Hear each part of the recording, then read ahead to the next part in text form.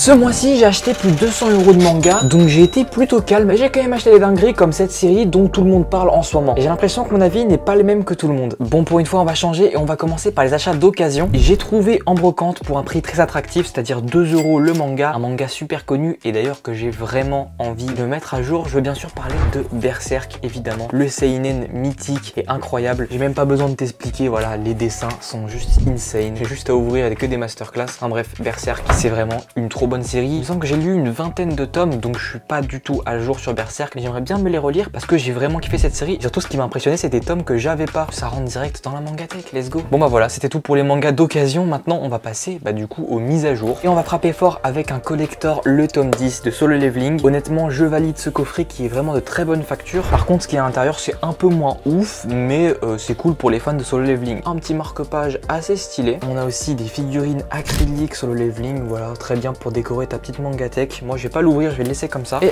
on a aussi deux posters. Donc attendez, je vais essayer de vous le déplier. Donc celui-là, il fait une sorte de frise, il est vraiment très stylé. Ça, c'est l'autre côté. Par contre, petit point négatif, je l'ai reçu comme ça dans le coffret. C'était quand je l'ai ouvert, c'était déjà plié comme ça. Mais bon, sinon, c'est assez stylé. Et on a un deuxième poster frise. Et puis, évidemment, le petit tome 10 de Solo Leveling. Webtoon mythique avec un héros super badass. Enfin, j'ai pas besoin de te le présenter. Autre petit webtoon que là aussi, j'ai pas lu, malheureusement. Mais là aussi, je vais pas tarder à me les lire ceux-là. C'est The Return of Demon Master. J'avais lu le début et j'avais adoré. Édité chez Kamondo Books. Donc, un truc un tout petit peu dérangeant avec ce webtoon, c'est les dos en fait qui correspondent pas au premier tome. Et je trouve ça un tout petit peu débile. Mais sinon, on voit que Kamondo Books font des efforts au niveau édition. Parce qu'au début, il y avait des bulles qui étaient difficiles à lire, qui étaient trop à l'intérieur des pages. Et là, ça va beaucoup mieux et je vois que la lecture a l'air beaucoup plus agréable. C'est aussi avec un héros badass à la Solo Leveling. C'est plutôt pas mal. Pour finir avec les webtoons, parce que j'en ai un troisième aussi, j'ai Dice, le tome 6, qui est très cool. Et ce tome-là conclut la saison 1 de Dice. D'ailleurs, c'est une très bonne saison 1. Je te conseille de lire Dice, c'est excellent. Pas très connu,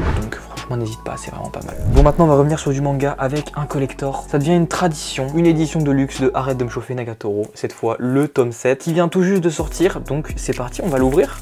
Ça me fait trop rire qu'à chaque achat de manga, je vous montre ce qu'il y a à l'intérieur. Dedans, nous avons Arrête de me chauffer Nagatoro. Et la différence entre la jaquette de luxe et originale, c'est qu'on voit un peu plus ses jambes. Voilà, c'est un petit peu un truc de détraqué. Et on a une petite carte exclusive de Nagatoro à l'intérieur qui peut servir de marque-page ou pour la collection. Et bien évidemment, un petit ouvrage histoire courte avec 2-3 pages couleurs, toujours avec des dessins un petit peu ambigus. Mais oh, l'illustration là, elle est vraiment incroyable. Je sais pas ce que vous en pensez. D'ailleurs, n'hésite pas à me mettre en commentaire c'est quoi le dernier collector que t'as acheté. Moi, ça m'intéresse. Donc lâche ton petit com, je lis tous les commentaires. Et maintenant, nous allons passer à un manga que vous n'allez plus jamais revoir en achat manga, malheureusement. C'est triste, c'est la fin, c'est la conclusion d'un manga qui a duré quand même depuis pas mal de temps. Et oui, c'est la conclusion de Initial D. C'est le tome 48, jaquette Crunchyroll, évidemment. C'est un manga que je suis toujours en train de lire. Je sais que le tempo est un petit peu lent, etc. Mais moi, honnêtement, j'adore Initial D. C'est bien que ce soit fini. À l'intérieur, on a une petite carte postale exclusive pour le dernier tome. Franchement, moi, je kiffe. Donc écoutez, voilà, un petit manga de voiture. Je sais que j'en parle régulièrement, mais des drifts, des courses endiablées sur des montagnes et tout, il risque de tomber dans le vide, enfin c'est trop bien. Un manga qui aurait pu se conclure avec ce tome là, mais qui ne s'est pas conclu, c'est le tome 13 des Liens du Sang. Pourquoi je dis ça? Parce qu'en fait, l'auteur il a toujours fait des séries en moins de 15 volumes, vraiment, et celui-là il est toujours pas fini, et l'auteur a dit, quand il a sorti ce tome là, que l'introduction du manga venait d'être finie. Donc en fait ça veut dire qu'on aura encore plein de tomes des Liens du Sang. Franchement c'est une bonne nouvelle. J'adore Shuzo Oshimi, j'adore ce qu'il nous propose, les dessins sont vraiment cool, j'ai pas envie de me spoiler. Il faut savoir que ces tomes là ça se lit en maximum 15 minutes, donc c'est pour ça. C'est un manga qu'il faut enchaîner avec des popcorn à côté, tu vois, toi-même tu sais. En plus avec le sort de papier canson dessus, moi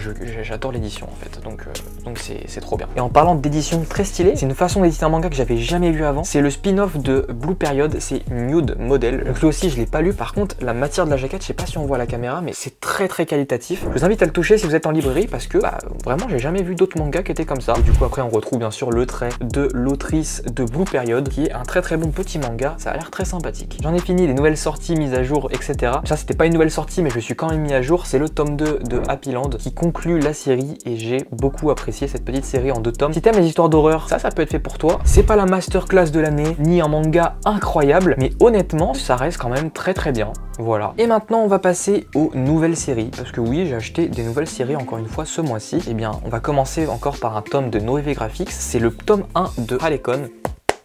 j'ai kiffé ce manga. Petite romance, mais cette fois du point de vue d'une fille. Alors je suis très intrigué par ce manga, je crois que c'est fini en à peu près 24 tomes, un truc comme ça. Et si tu connais pas, c'est par l'autrice de Adabana, donc forcément on retrouve ce style très particulier et extrêmement bien dessiné. Bien sûr c'est pour public averti. Ça nous raconte l'histoire de Koharu en fait qui déteste à peu près tous les hommes puisqu'elle a eu que des relations un peu cheloues avec des hommes. Et elle va décider en fait de reprendre le commerce de ses parents qui est un petit peu en faillite parce que son père a une maladie. Le problème c'est que sa famille elle est endettée, du coup elle galère un petit peu. Jusqu'au jour où un gars va lui proposer de rejoindre son troupe. Donc ça veut dire qu'il a déjà 2 filles avec qui il est en couple et du coup il lui propose de rejoindre ce troupe pour de l'argent. Et du coup est-ce qu'elle va accepter ou pas? Eh bien on va voir ça dans les tomes à suivre. J'ai hâte de lire la suite des tomes. Autre manga qui était vraiment très bon et qui m'a été recommandé par Authentic Manga, c'est le manga Ira Yasumi. Alors j'ai acheté les 2 tomes. C'est par Keigo Shinzo, le même auteur que Mauvaise Herbe qui est dans ma mangatech. Et c'est très rare que je lise des tomes de cet éditeur Lézard Noir parce que c'est souvent des petits auteurs pas très connus. Et Ira Yasumi, j'ai trop kiffé. Merci Authentic de m'avoir recommandé ça. Alors c'est un manga totalement tranche de vie. Genre limite c'est le cliché de la tranche de vie, mais bah c'est trop bien à lire, c'est trop chill, ça se lit très facilement. Ça nous raconte l'histoire d'un mec de 29 ans qui va devenir pote avec une petite vieille qu'il va rencontrer comme ça dans la rue. Sauf que malheureusement cette dame va décéder et va lui léguer sa maison. Et donc il va décider d'héberger sa cousine qui va faire des études à Tokyo. Et on va suivre un petit peu leur train-train quotidien, leur amour, leur tracas. Et un petit côté shonen à l'intérieur que j'aime vraiment bien. Et puis là aussi niveau dessin c'est particulier, c'est vraiment très chill. On est vraiment plongé dans le Tokyo urbain. Ce manga est un concentré de culture japonaise, voilà, de comment les japonais vivent dans leur vie de tous les jours. Voilà, j'ai adoré.